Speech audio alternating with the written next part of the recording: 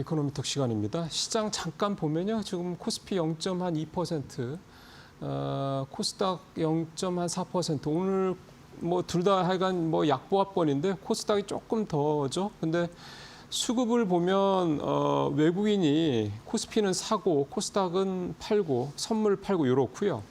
기관도 마찬가지입니다. 코스피는 사고 코스닥은 팔고 선물도 팔고 이런 상황이어서 전체적으로 외국인과 기관은 코스피를 중심으로 좀 움직이는 그런 모습이 나타나고 있습니다. 좀 개인만 코스닥을 좀 사고 있는 그런 상황입니다. 오늘 이코노미톡 시간에는 박주근 대표 모시고요. 반도체 얘기를 좀 말씀을 좀 들어보도록 하겠습니다. 대표님 어서 오십시오. 네, 안녕하세요. 이게 참 너무 좋은 얘기만 자꾸 나오면 이게 이상한 자가 심리가 불안해집니다. 이게 일종의 트라우마 같은 걸 수도 있긴 한데 이게 또 요즘에 또 반도체 때문에 포문 느끼시는 분도 많다고 그러고 네. 그러니까 그만큼 이제 반도체 사실은 좋다 이런 얘기고 거의 압도적으로 뽑아 혼자서 달려가는 그런 상황이었기 때문에 일단 쭉 말씀을 해주시겠지만 총평이라고 그럴까요? 요즘 반도체 수율이 왜 이렇게 잘 나가는 겁니까? 슈퍼사이클이 오지 않았나 하는 기대감이 가장 크죠. 그 슈퍼사이클. 근데 슈퍼사이클이 그 이전하고 좀 다른 양상입니다. 우선은 우리가 이제 반도체는 늘 이렇게 뭐 사인 커브를 그리듯이 늘 슈퍼사이클이 그렇죠. 대표적으로 중간중간에 있잖아요. 네. 그게 이제 그 이유가 뭐냐면 우리나라의 반도체 기업인 삼성전자와 SK하이닉스가 메모리를 중심으로 한 사업이기 때문에 그렇습니다. 그렇죠. 네. 그런데 TSMC는 슈퍼사이클이 없어요. 거기는 뭐 그냥 왜 그러냐면 네. TSMC는 전 영역의 IT 기업들과 상대를 하기 때문에 경기의 호황이 좀 덜합니다. 그렇죠, 그렇죠. 그러니까 여기가 조금 불황이면 이쪽이 호황인 쪽이 또 받으면 그렇죠. 되고 이런 식으로. 그런데 메모리 시장은 아무래도 사실 AI 이전의 시대와 AI 이후 시대가 달라지는데요. 맞습니다. 네. AI 이전의 반도체 사이클은 대부분 새로운 기기, 그러니까 예를 들어서 인텔이 CPU를 뭐 10세대에서 11세대 나온다거나 아니면 데이터 서버 시장이 갑자기 급증을 한다든지 이런 식의 어떤 새로운 빅테크의 변화에 따라서 메모리 시장의 슈퍼 사이클이 있었던 반면에 최근에 반도체 슈퍼 사이클은 AI 발로 조금 달라졌습니다. 이게 무슨 말이냐면 우리가 AI 역사를 좀 따라가 보면 초기에 AI는 대부분 이제 엔비디아 발로 그렇죠. 블랙엘 B100을 얼마가 필요하냐 이런 식으로 인프라 시장에 와 있다 보면 그렇죠. 지금의 이제 반도체 슈퍼 사이클은 어떤 이유 때문이냐면은 지금 AI가 인프라를 까는 곳에서 한 걸음 더 나가서 AI 에이전트 시대로 접어들었습니다. 네.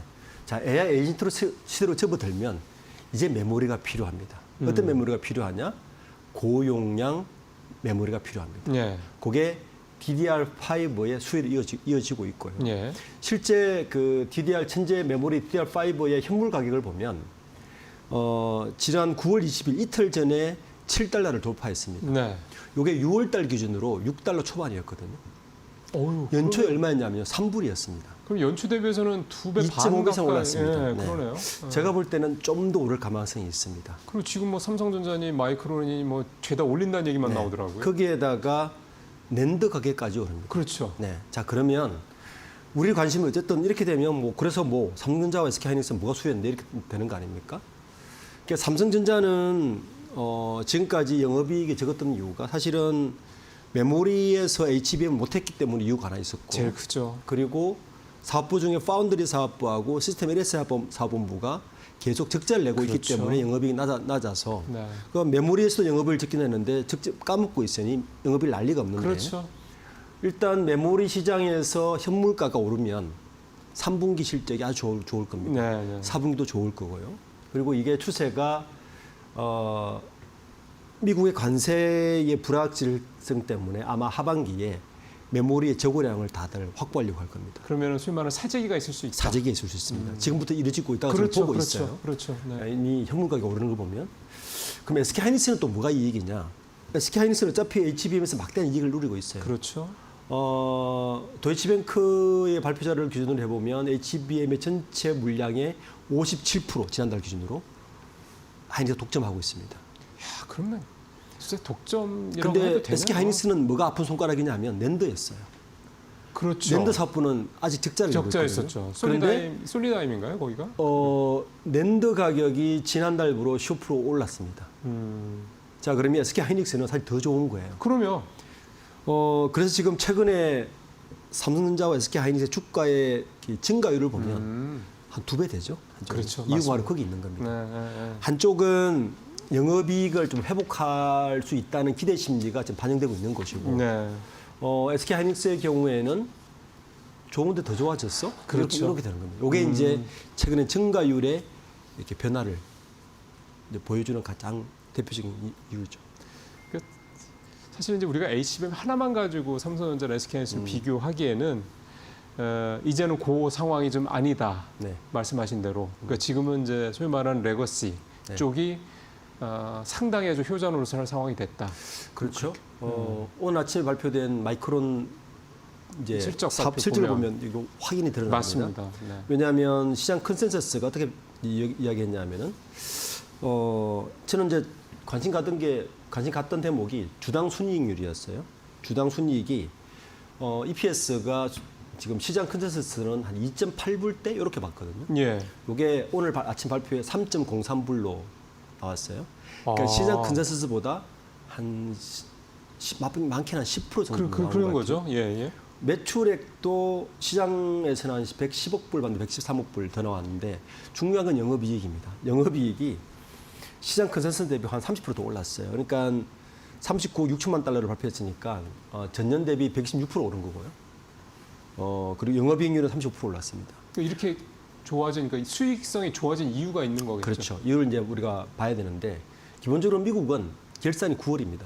그러니까 우리나라 4분기로 봐야 돼요. 그렇죠, 그렇죠. 네, 미국은 결산이 9월이거든요. 어느 기업도 마찬가지지만 결산 때는 물량을 몰아냅니다. 네, 그렇죠. 네. 그리고 마이크론이 이 정도 실적이란 얘기는 메모리의 현물 시장이 많이 움직였구나. 이렇게 봐야 됩니다. 그래서 제가 아까 초도 이야기했듯이 삼성전자와 SK 하이닉스의 레거시 메모리가 슈퍼 호황기에 접어든 것이 아닌가라고 보는 증거가 된 거죠. 네. 마이크론 실전 그렇게 얘기해야 됩니다.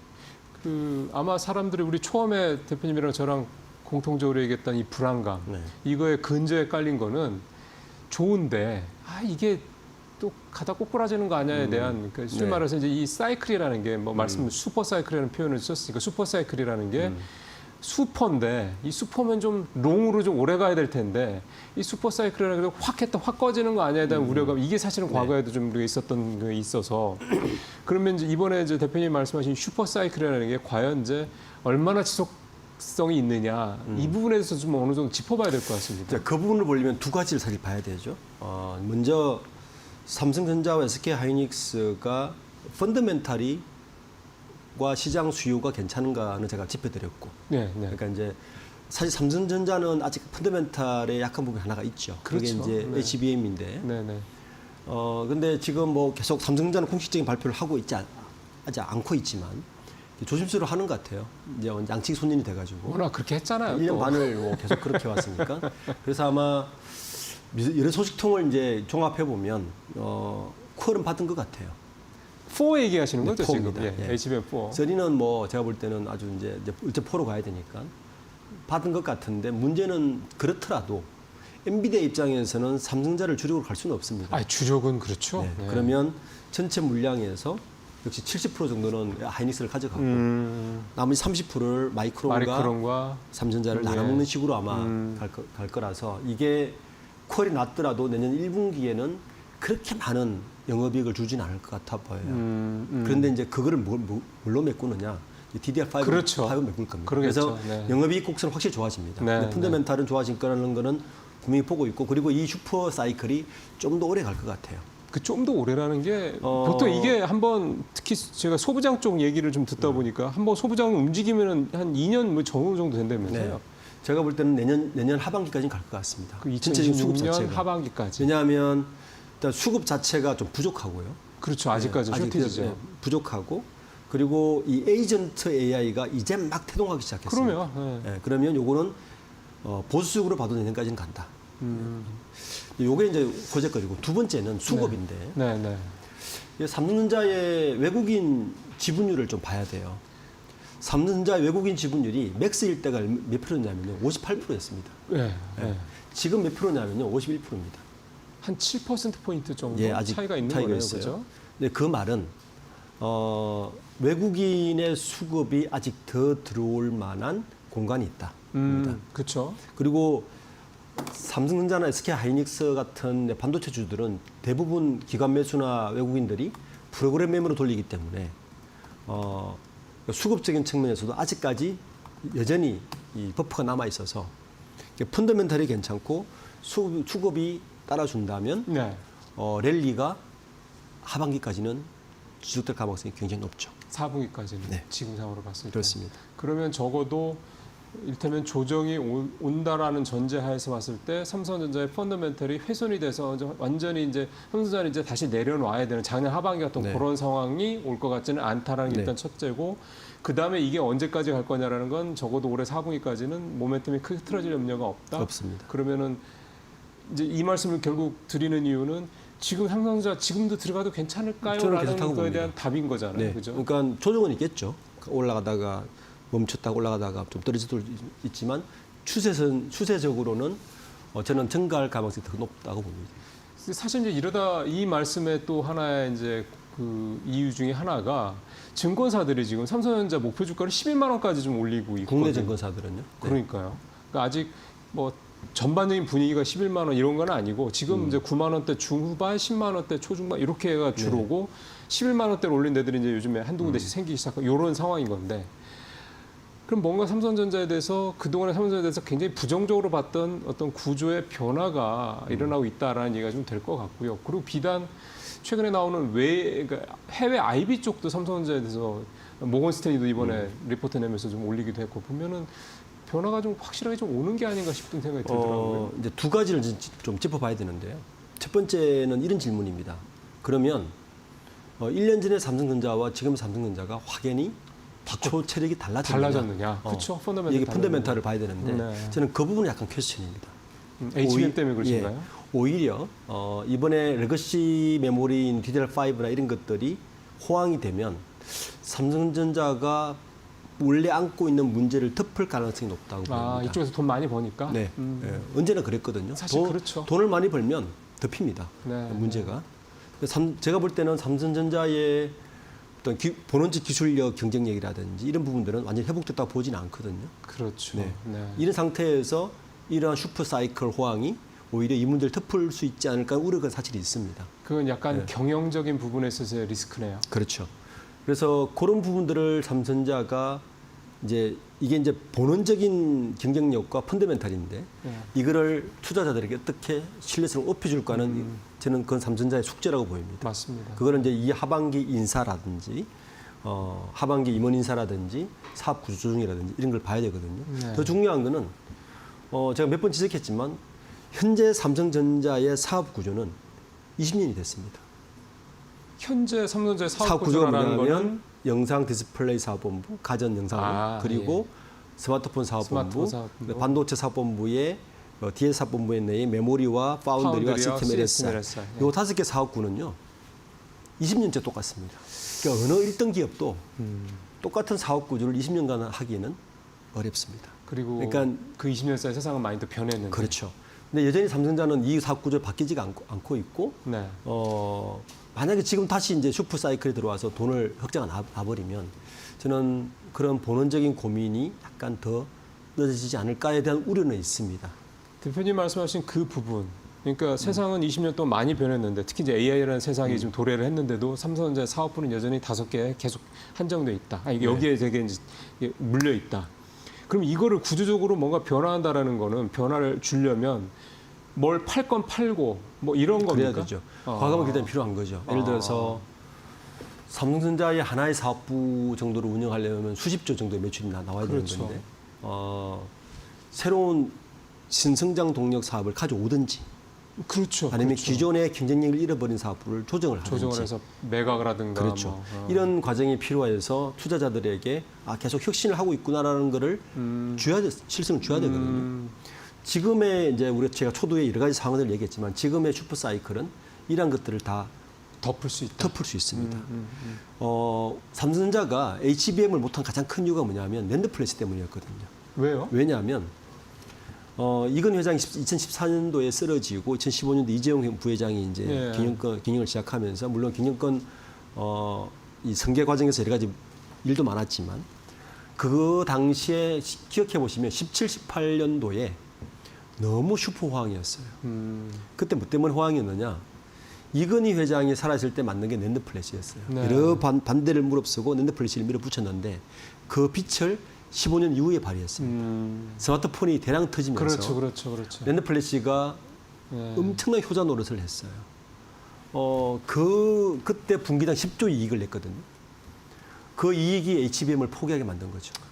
여기가 돈 많이 버니까. 네, 사업이라는 건 그런 겁니다. 그렇군요. 네. 그것 때문에 이번에도 레거시 때문에 돈 벌기 시작한 삼성전자가 HBM이나 이런 원래 부분에 또 대한 새로운 문제를 고민하다가 덮을 수 있지 않을까에 대한 우려는 있는 거예요. 네. 그러니까 요 이야기는 사실은 좀 긴 안목에서 삼성전자를 경쟁력을 바라보는 것이고, 그렇죠. 그래서 이제 모건 스탠리가 이번에 낸 보고서를 보면 모건 스탠리는 사실은 그런 긴 안목 이야기는 하지 않습니다. 모건 스탠리는 단순히 반도체의 메모리 시장에 사이클이 된 이야기만 하는 거예요. 그래서 모건 스탠리가 아주 보수적인 보고서를 내는 곳인데 그나마 지금 9만 6천 원 정도를 냈거든요. 네네네. 회상가를. 그 이야기는 모건 스탠리도 이 슈퍼 사이클은 인정했다. 네, 레거시 메모리 시장이 다시 왔다. 이건 인정한 건데 이제 문제는 그 2년 동안 계속 이야기됐던 이 본원적 경쟁력이 완전히 해소되지 않은 상태에서 이런 슈퍼 사이클이 왔을 때 그 이유에 대한 고민은 아직 남아 있는 것 같습니다. 사실 그걸 극복하지 못하면 다시 뭐 작년 말로 돌아가는 거죠. 뭐 그 부분에 대해서 삼성전자가 이제 어떤 모습을 보여줄지 좀 보여주길 바라고요. SK하이닉스는 사실은 뭐 지금 상황에서 뭐 딱히 뭐 더 이렇게 여쭤볼 만한 게 좀 없고 사실 뭐 다 좋고 지금 이 상황에서 대표님 보시기에 국내외 이 반도체 업계 변수로 대두할 만한 게 있다면 대표님한테서는 어떤 게 가장 눈에 띄세요? 저는 지금 중국 화웨이의 급부상입니다. 왜요? 예, 이제 HBM이 사실은 SK 하이닉스가 독점 체제인 것 같지만, 그렇죠. 지금 어제 발표한 걸 보면 네. 중국 화웨이가 그 AI 반도체 자립 속도를 좀 가속화하면서 예. 지금 5세대 HBM 5세대 HBM은 지난번 지금 사실은 대세인 네, 거잖아요. 대세죠. HBM3E. 예. HIBL 1.01이라는 거 어센드 950 PR이라고 하는 요 네네. 자체 개발을 했어요. 요게 이제 성능을 보면 뭐 이 128기가 바이트 용량에 최대 1.6 테라바이트 속도니까 우리가 알고 있는 HBM 5세대하고 예. 똑같습니다. 이걸 사실은 여기까지 따라왔다고요? 뛰어넘는 성능이에요. 그래요? 지금까지는 우리가 화웨이가 메모리 시장에서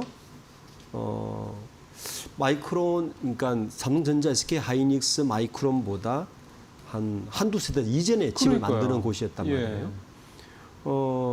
지금 HIBL 1.0 이 4세대 제품이 HBM3에 가까울 정도로 단계를 보고 있는데 이걸 좀 앞서는 걸 나온 걸 보면 SK 하이닉스의 이 HBM의 독주 체제가 사실은 얼마나 오래 갈까도 사실은 고민되는 지점입니다.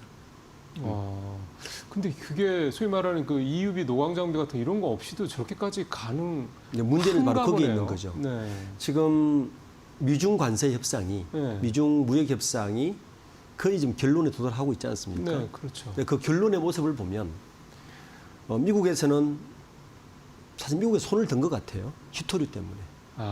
히토류가 없으면 아무것도 못 하거든요. 아무것도 못 하니까.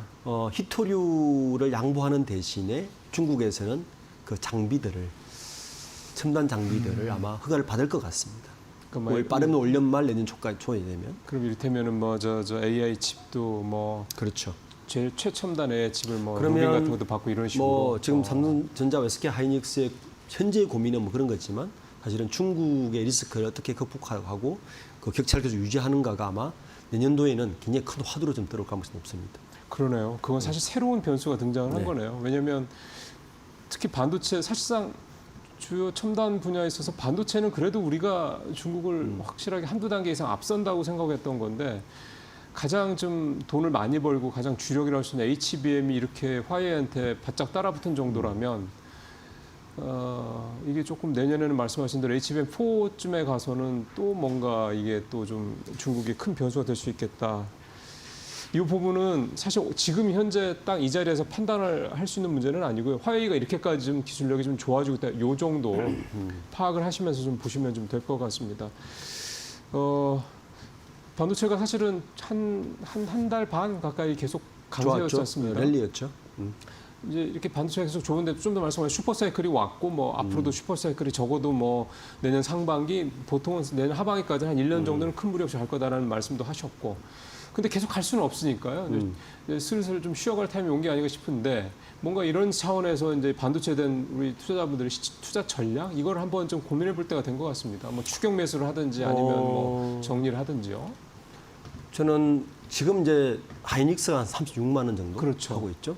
그다음에 삼성전자가 한 8만 원 좀 들어갔죠. 넘었죠. 예. 한 지금 추격 매수를 해도 올 하반기까지는 저는 랠리를 갈 가능성이 글쎄요, 그렇게 좀 굉장히 말씀하시- 높다고 봅니다. 네. 일단 두 가지 측면이죠. 일단 시장 상황, 그러니까 반도체 시장 자체의 호황은 이제 시작이 되었다고 봐야 되는 거고요. 네. 두 번째는 뭐 개미들이 아무리 따라가도 결국에는 외국인 투자자나 기관인데 그렇죠. 수급 측면에서 아직까지 여유가 있답니다. 이 두 가지 측면에서 보면 이 랠리는 뭐 지금까지 이제 많이 불안해 하시겠죠. 한 달 반을 달렸는데 계속 가? 그러니까요. 좀 쉬지 않을까? 물론 뭐 약간 등락이 있을 수는 있지만 저는 이 랠리는 하반기까지는 계속 가능성이 굉장히 높다 보고 있습니다.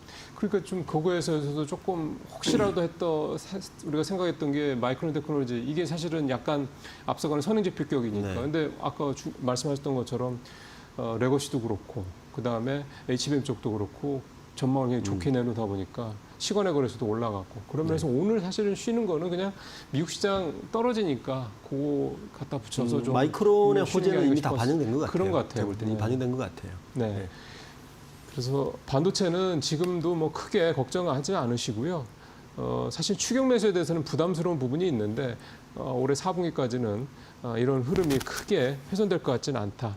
그래서 조금 오늘처럼 이렇게 조금 이제 떨어질 때 떨어져봤자 지금 하이닉스가 0.5%고요. 삼성전자는 그나마 0.1%입니다. 뭐 이게 조정이라고 하기도 좀 그런 건데 이럴 때 좀 이렇게 좀 쉬어갈 때는 좀 잘 활용을 하시는 방법도 그렇게. 그러니까 대신 이제 그동안 올라온 게 있으니까 뭐 내년 또 그거는 그때 가서 또 즈음에 가서 또 판단을 해보면 될 것 같습니다.